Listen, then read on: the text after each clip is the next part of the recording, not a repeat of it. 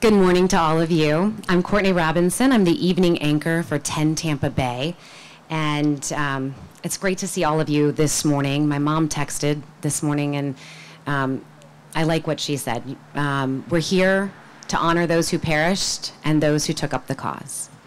Like all of you, I remember vividly the events of September 11th, 2001, where I was when I realized that our country was under attack, who I spoke to, what I saw. We knew in that moment that our lives and our country were forever changed. In the 23 years since, it's become clearer in a way as we see how the paths of our lives took a much different course. Today, as a mother, I have a new responsibility, sharing with my children what they weren't alive to witness, making sure that they know the history, the true history. My 9-year-old daughter told me that many of her classmates the other day didn't know the significance of 9/11, that it wasn't just another day. And I asked how she explained that to her friends. We talked about it a little bit, as we do every year, but her growing older, able to understand a little bit more, it changes. She said, "Mom, we don't have to talk about this because it's just really, really sad." And it is, it's so very sad, but we do have to talk about it. We have to come together to share that experience because we can't repeat that. It can't happen again. And as we did that day, and in the many days after, we stand united. Now, if all of you would stand as the cadets from Admiral Farragut raise the flag, followed by the Pledge of Allegiance.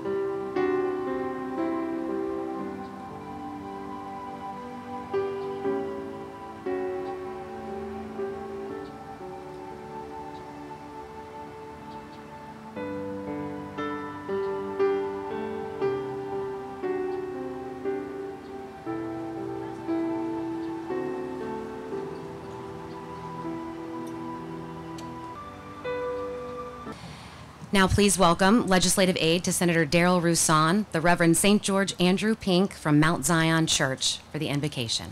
I remember 9/11, 2001. I was a first grader at Bryan Elementary, and my teacher, Miss George, was in her first year in the classroom. She had just moved from New York, and her fiance was actually a first responder in New York. So I remember sitting on the playground what seemed like most of the day. However, it wasn't a really fun day, because those teachers sat in the corner of that playground and they wept and they cried, and that's really the only memory I have of that day.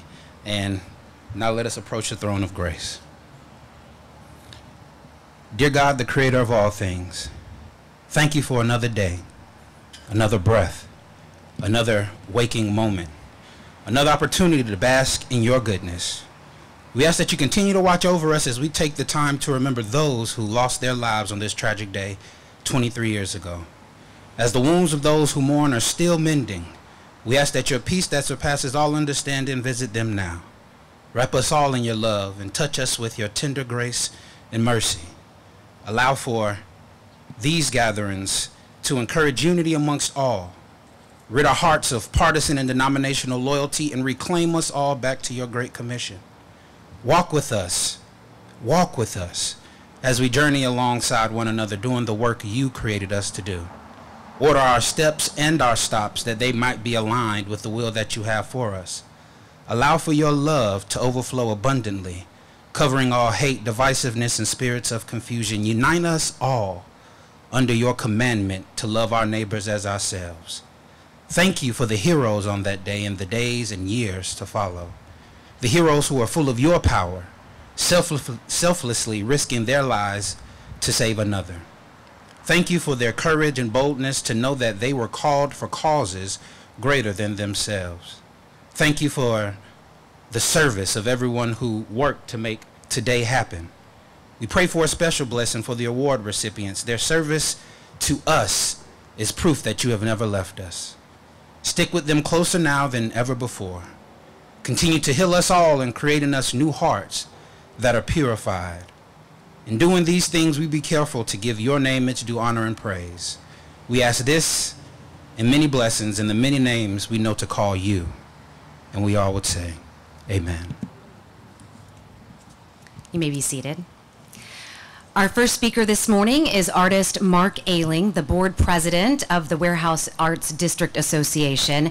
And Mark's work, if you're not familiar, it can be found across the country and locally. At the pier, you have the First Flight Monument, at the police department, the Gladiolus Flower, and here at the ArtsXchange campus with this Rise Monument. Please welcome Mark Aeling.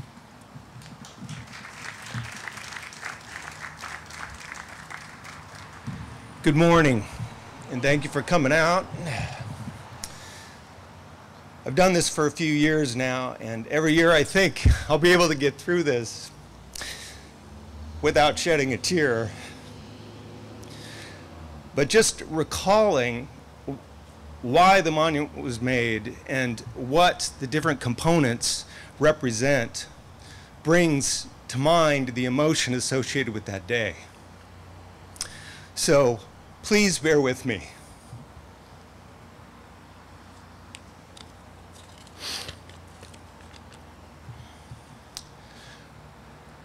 When I was asked to make this monument, I had a couple conversations with the folks from American Freedom Distillery. And they had already made the Horse Soldier Memorial. And that memorial is very much about the past and about the events that happened. And they wanted this monument to be about looking forward and where we go the day after and what it means. So after these conversations, as I began to think about what would be an appropriate way to represent that, the idea of the phoenix wing came to mind. The notion of rising from the ashes was a very strong symbol and seemed appropriate to me to depict what we can do moving forward and what will bind us together. So we have in the background a phoenix wing made of copper. In front of that wing, of course, is a piece of steel from Tower 1, the last piece of steel to be removed from ground zero. And it is battle-weary and scarred, but standing proud here. It stands on top of a black column, and on that column is a poem by Helen Pruitt Wallace, our previous poet laureate. If you haven't taken a moment, I highly recommend, after you are surrounded with the thoughts of this day and the recollections, that you take the poem into context, because for me it's very powerful. All of this is sitting on top of a pile of limestone. And that limestone is meant to represent the wreckage left of the World Trade Center towers.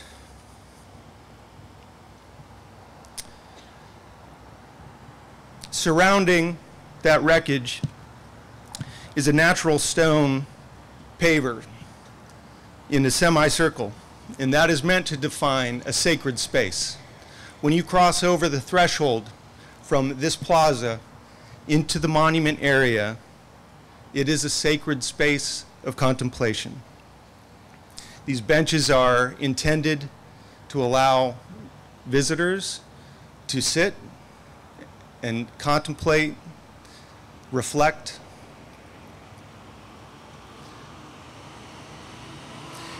The trees that surround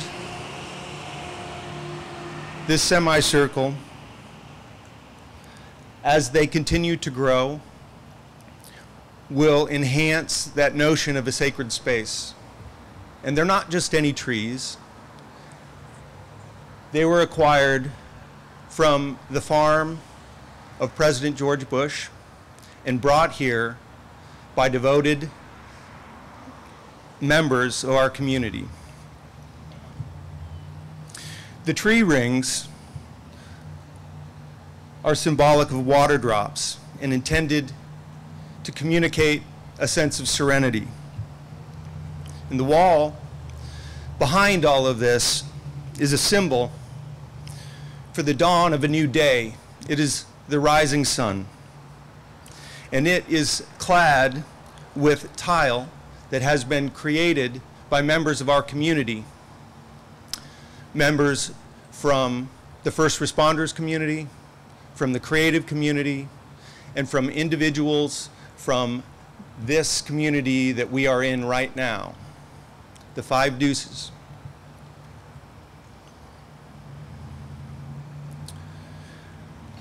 On 9/11, 2001, if you were old enough to have memories of that day, you know where you were. That memory binds us all together.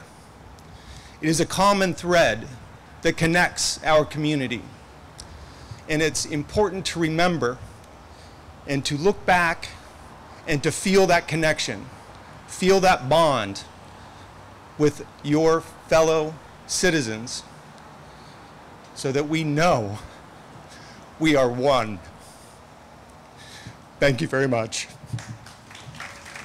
Thank you, Mark. I'd now like to welcome Kevin Lockerbie, President and Head of School for Admiral Farragut Academy in St. Pete.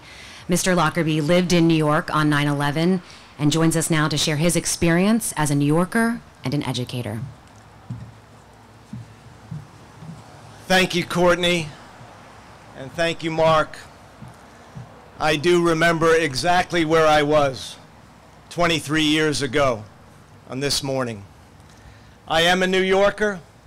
I'm also a Tar Heel and ran for the University of North Carolina at Chapel Hill. So on that weekend, I had traveled prior to 9/11 to UT Austin to watch the Heels play against the University of Texas. We lost that game 44-14. I remember that too. For many of us, September 11th, 2001 is a day we will never forget.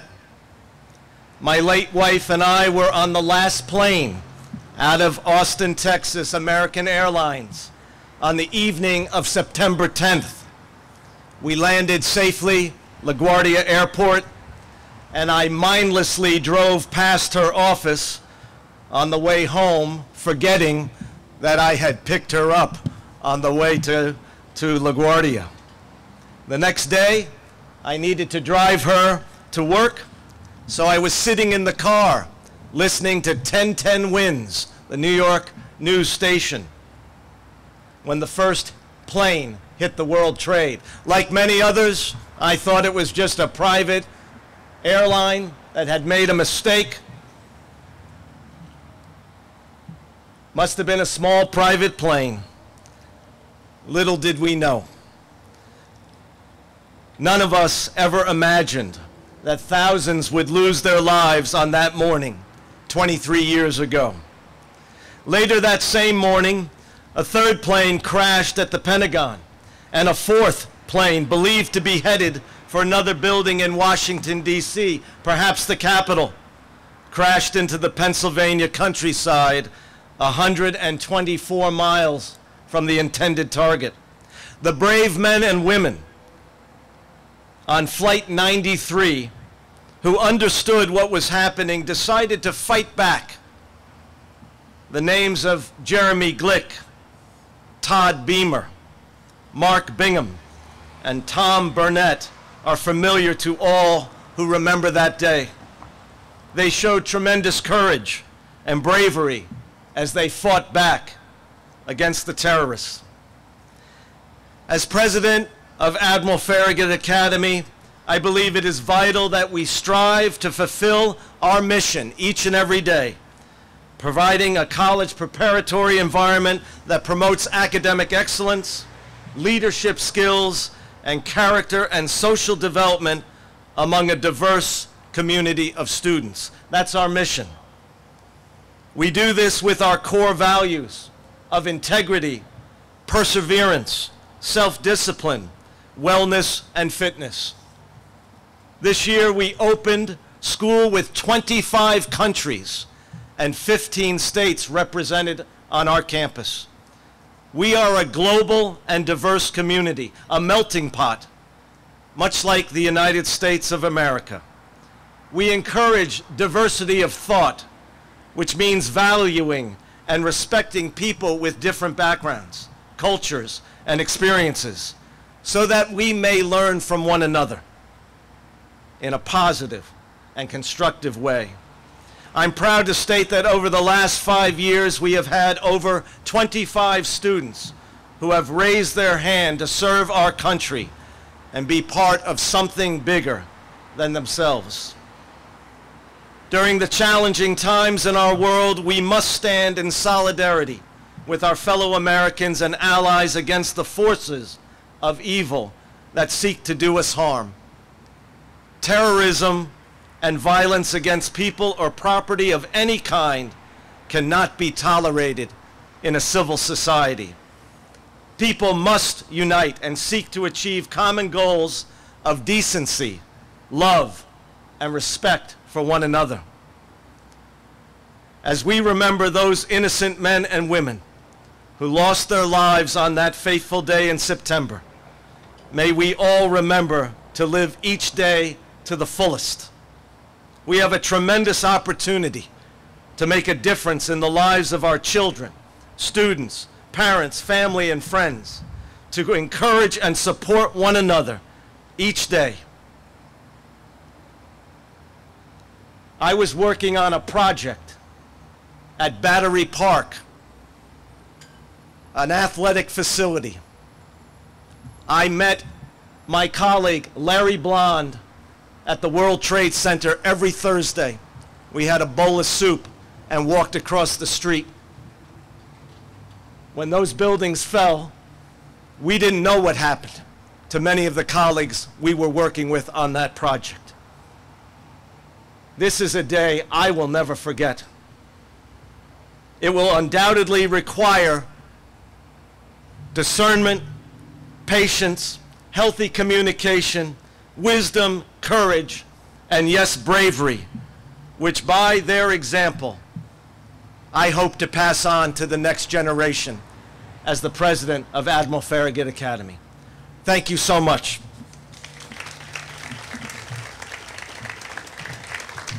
Kevin, thank you. Our next speaker this morning is Colonel Jim O'Brien. Colonel O'Brien is a highly decorated U.S. Army officer known for his distinguished career spanning various leadership roles and deployments.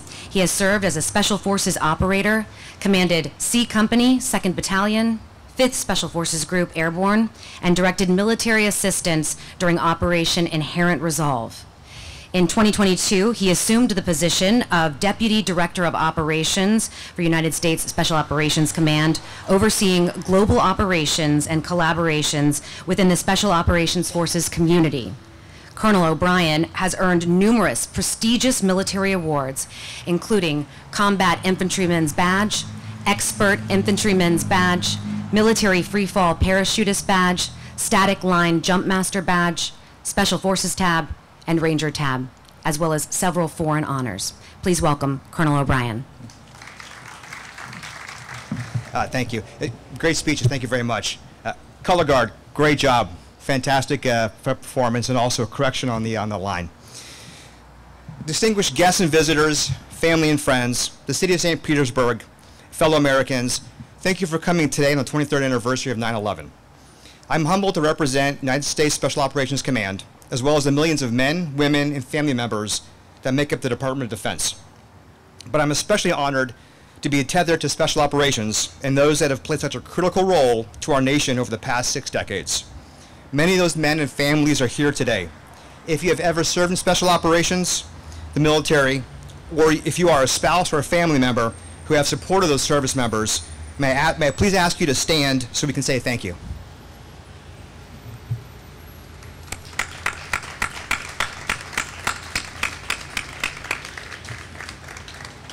Thanks, guys. We come together today to remember the tragic events of 9/11, mourn our country's loss of innocence as we were plunged in 20 years of war, and reflect on where we have come, but more importantly, on where we're going. As we remember the past 23 years, we have all had our sacrifices and losses, both individually and collectively. But through those losses, we have experienced growth as we have learned how to move forward, both as a citizen and as a country. And that life continues on. We have married, attended funerals, had children, and watched them grow as they get married and have children. In that growth, there's a promise of a better tomorrow as the next generation picks up the torch. I have 4 children myself. The oldest 2 are both United States Army infantry officers. The oldest will make my wife and I first-time grandparents this wintertime, and the next one just gives us gray hair. Our next children, 5 and 7, both look up to their big brothers as giants, as one is likely to follow in their footsteps, much to the dissuasion of his mom. We all keep moving forward. We all remember where we were on the morning of Tuesday, September 11th, 2001, watching the television in shock when the first plane hit the World Trade Center, then with disbelief when the second tower was hit minutes later. We all felt resolve when we learned of the Pentagon, and then had a quiet pride when we heard of what happened in Shanksville, Pennsylvania. We knew that our lives, the nation, and the world now changed and would never be the same. For Special Operations in the military, that would mean continual combat for the next 23 years straight. We would go to Afghanistan, Iraq, Yemen, Somalia, South America, deep into Africa, the Far East, and other places very few Americans have ever heard of. We would miss birthdays, anniversaries, basketball games, driver's tests, first day of schools, first crushes, first heartbreaks, and every holiday and family milestone as we sought to keep this new form of extremism from reaching our shores. Many times we were successful, sometimes we suffered losses, but we always strove to serve our teammates, our families, and our country. The global war on terrorism, or GWAT, as it came to be known, encompassed most everything our armed forces did to stem the tide of global terrorism. We systematically neutralized not only those that planned and conducted 9/11 attacks, but also those who would sought to continue similar attacks on Americans, both abroad and here in the homeland. Even today, as the security threat transitions to nation states acting against other nations, we are still employed around the world, serving our country and by extension, democracy. U.S. SOCOM has over 70,000 service members and civilians serving in every continent of the world in over 140 different countries, with approximately 5,000 of those deployed into harm's way right now, countering those who would do us and our allies harm.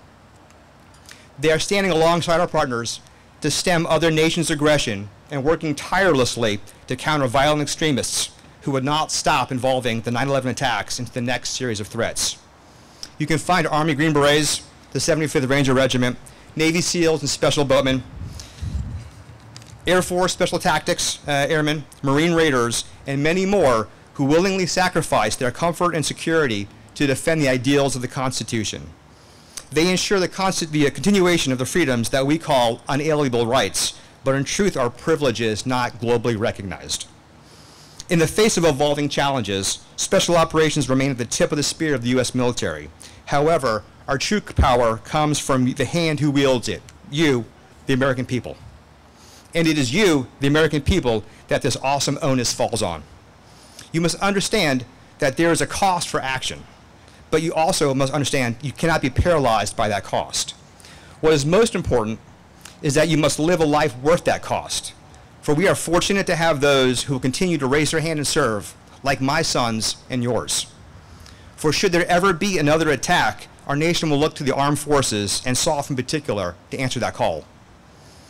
Despite the horrors of what happened 23 years ago, we as a country have grown. From the rapid responsiveness of our military, to the intricate civilian support systems that respond to crisis, to the emotional tenacity to suffer tragedy, where we are at now, today, compared to where we were at yesterday is remarkable. While our nation has been at war long before 9/11 and will continue to be so in the future, special operations in our nation's military stands ready to defend our country from all enemies, foreign and domestic. And our families stand ready to support us, just as you stand ready to support our forces. Thank you for the opportunity to represent our nation's vast array of service members. It's something I and my family are humbled to do. God bless your family, God bless our forces, and God bless America. Dear Professor LeBear.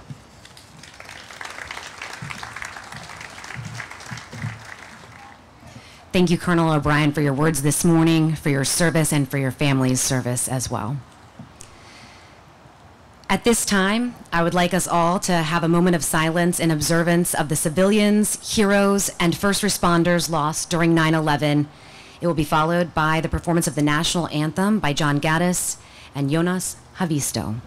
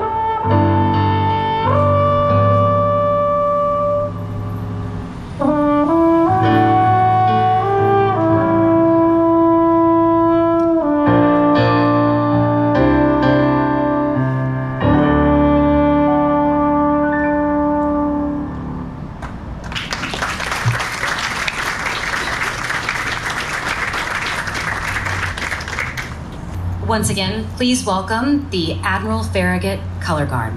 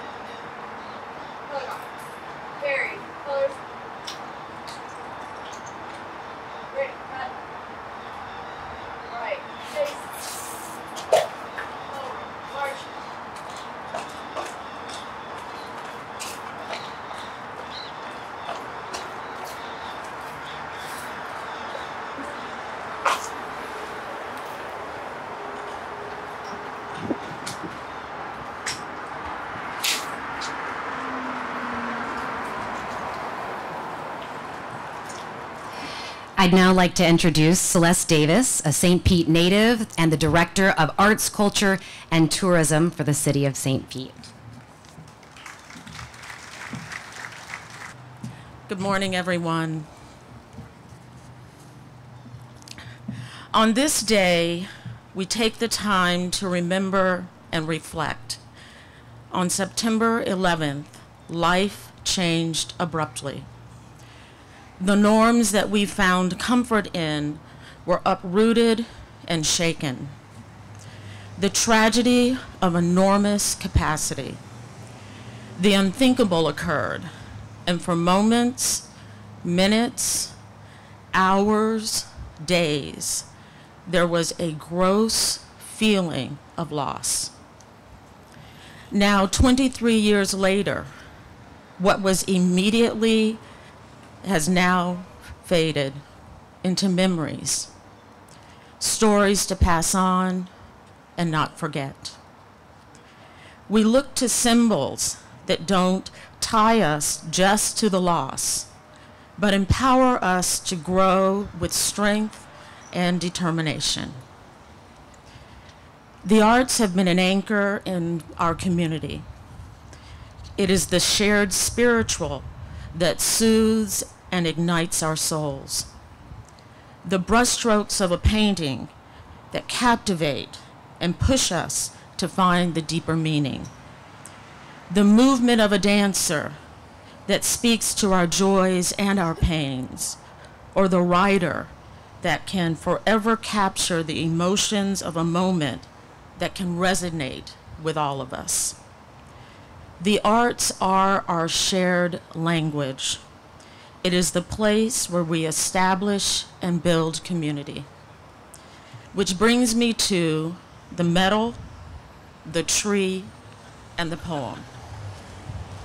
The medal. The Rise St. Pete Monument is a symbol of survival. At the center of the monument is a steel beam from the World Trade Center. Its presence unites us around strength. Holding up to adversity, it bears the bruises of combat that did not perish. The steel beam remained strong, reminding us to remain strong through the battles in life that may leave us bruised, but we persevere.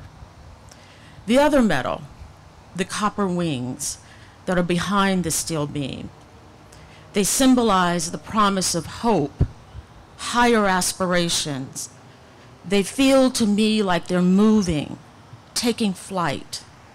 The medal reminds me of strength while embracing hope. The tree. The calorie pear trees are installed at Rise St. Pete. The trees are symbolic of the tree that endured the attacks at the World Trade Center. They are known as the survivor tree. There was a badly damaged tree that was found at Ground Zero.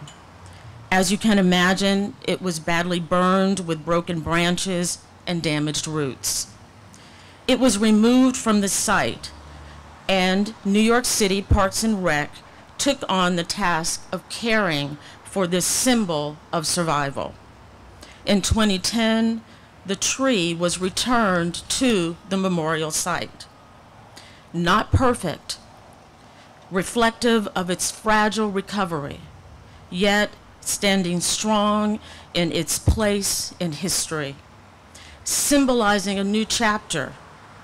The calorie pear tree is a symbol, a placeholder for us to sit for a moment, heal our wounds, strengthen our roots, rise with our trials and tribulations, and not be broken by them.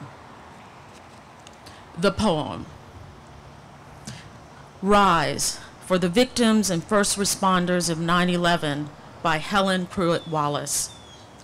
Beneath fumes, ash, and broken glass, the calorie pear survived with one burnt limb, one leaf, its roots twisted and frayed like inconsolable grief. here at the end of our reckoning, our skyline of innocence torn, what can we mend or explain? Out of this sheer unknowing, something beyond us is born. Each day, the sun's delirium belts out its one pure note. Raucous blossoms burst, and seeds take wing. Our poet laureate from 2016 to 2022, Helen Pruitt Wallace, in metaphors and with grace, captured the significance of this moment. The poem that I just recited is etched in stone at the base of the sculpture. I hope you all are familiar with that phrase, I understand the assignment. Do you know what I mean by that? Well, Rise St. Pete understands the assignment. It is art, and it is art as placemaker, art as community building, art that uplifts, it is art that remembers, and art that inspires. The metal, the tree, and the poem.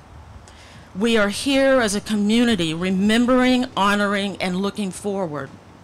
This place strengthens our connection and tethers us to our hopes and dreams of a brighter future. We are stronger because we have gathered at this place. So a thank you to Mark Aeling, the artist, to Helen Wallace Pruitt, the poet, to the artists that contribute to the tiles, and every artist that touched this place. And specifically, thank you to all of you that have chosen to gather here. Thank you.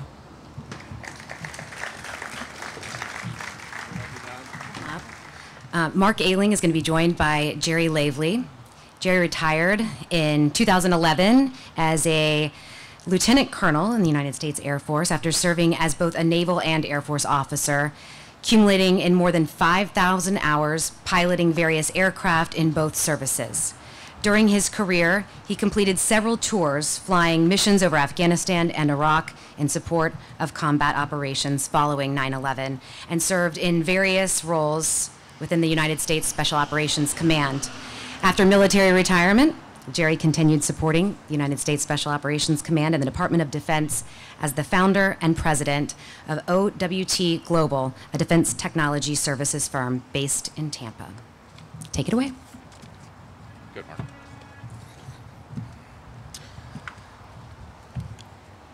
So we have created an award associated with the Rise Monument. And the purpose behind this award is to acknowledge and honor those in our community who give of themselves, selfless acts. We have 3 awards today to share with you. And that being said, I'm going to share the podium here with Jerry. What I'd like to do is introduce each of the 3 recipients that's in the program, if you don't have a program, and just give you a little color on why we think this is important. We thought of this as a committee last year after the last couple ceremonies, and we thought it'd be really important to recognize those members of the community that are demonstrating that selfless service that we all noticed and we've remarked about that happened.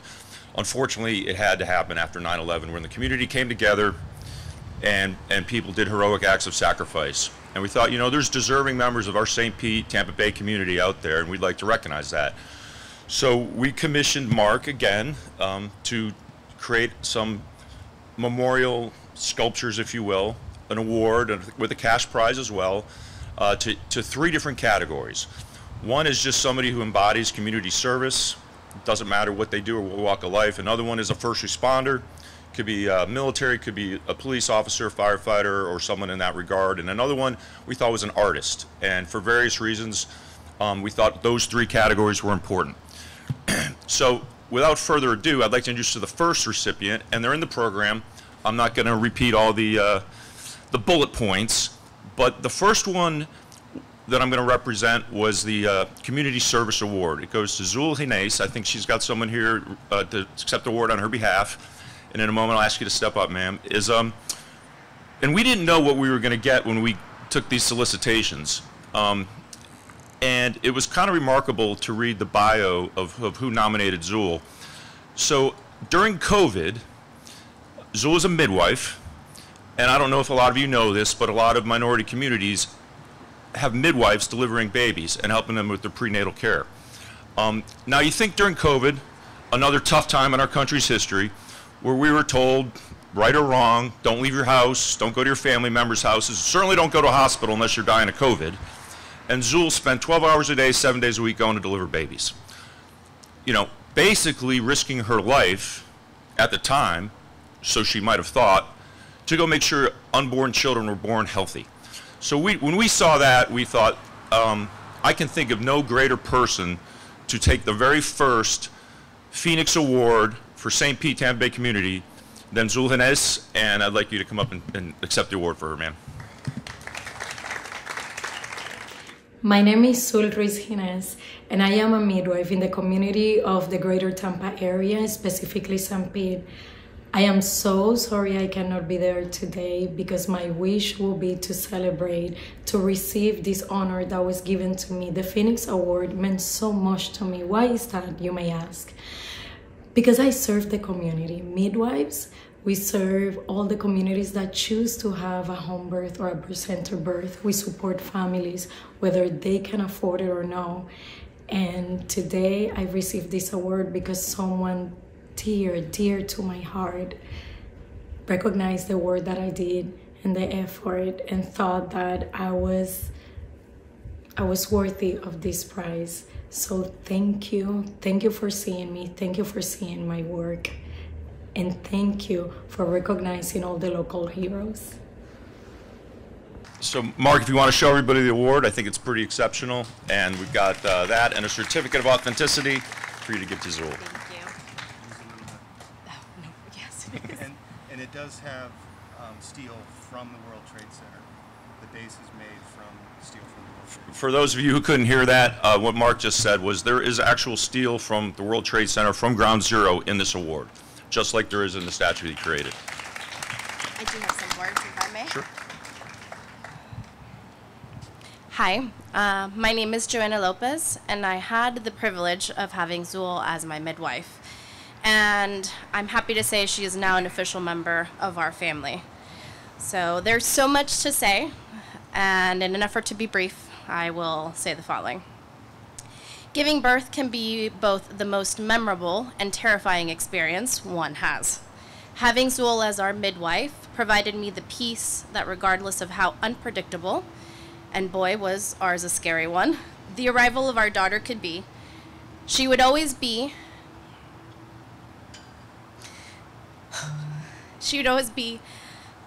unconditional and provide support and advice as if it was her own.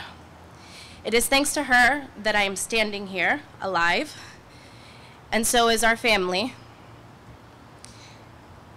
that we have flourished and recovered. It is with great pride that I accept this award on her behalf. Thank you, Zul, for always working with your heart.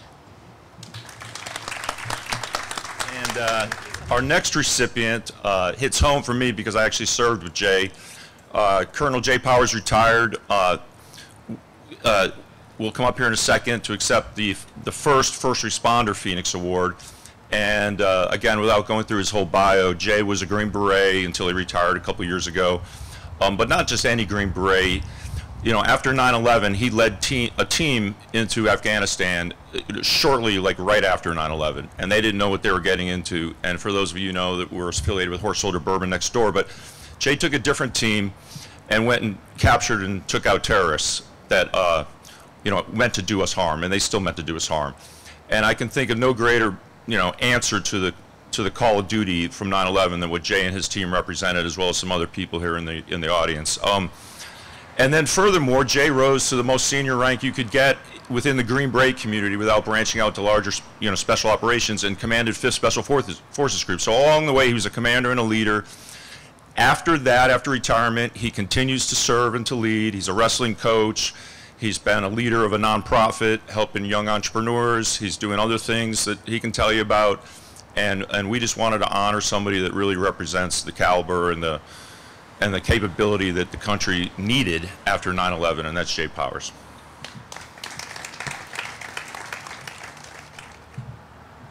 This is a tremendous honor.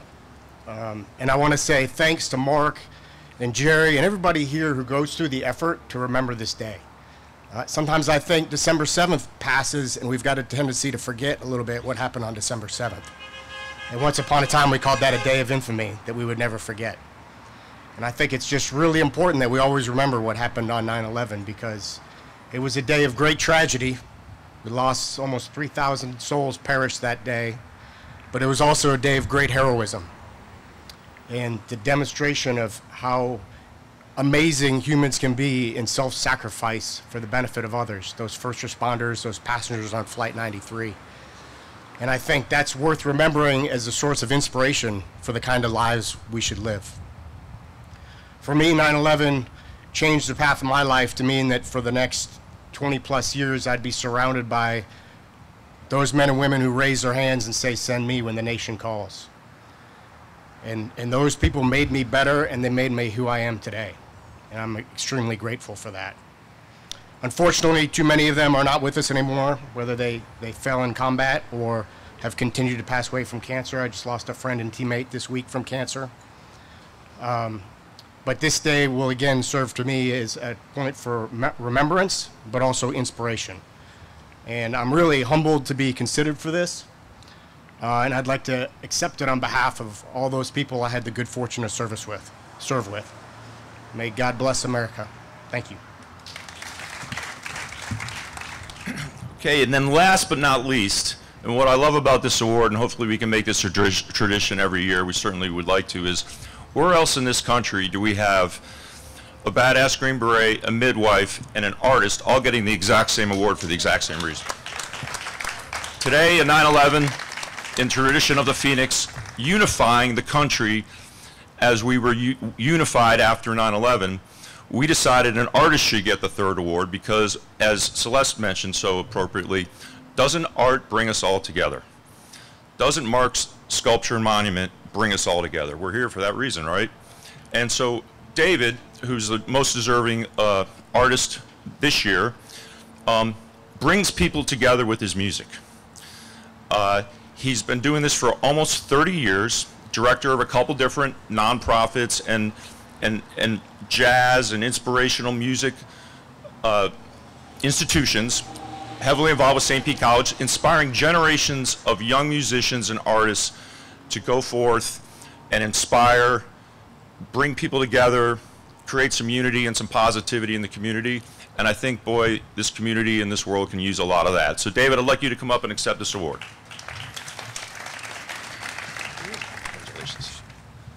Thank you, Mark and Jerry. It's an honor to be here accepting this fantastic award. And I love what Jerry has stated and Celeste has stated about the arts so eloquently. The arts do bring people together, and of course, my little contribution to the arts is in the musical area. I love music. It's a magical, universal language that people of all kinds of backgrounds and diverse cultures can appreciate. And so it's a joy to bring music here and to have educational activities as well as concerts in St. Petersburg. So thank you so much.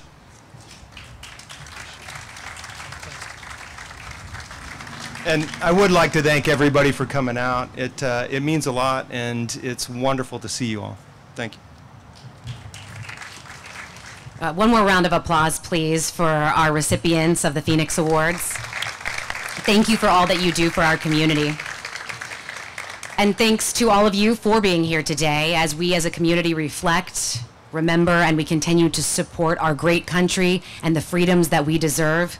This concludes our ceremony, but please, if you would, follow the cadets into Foodie Labs for a reception. Thank you.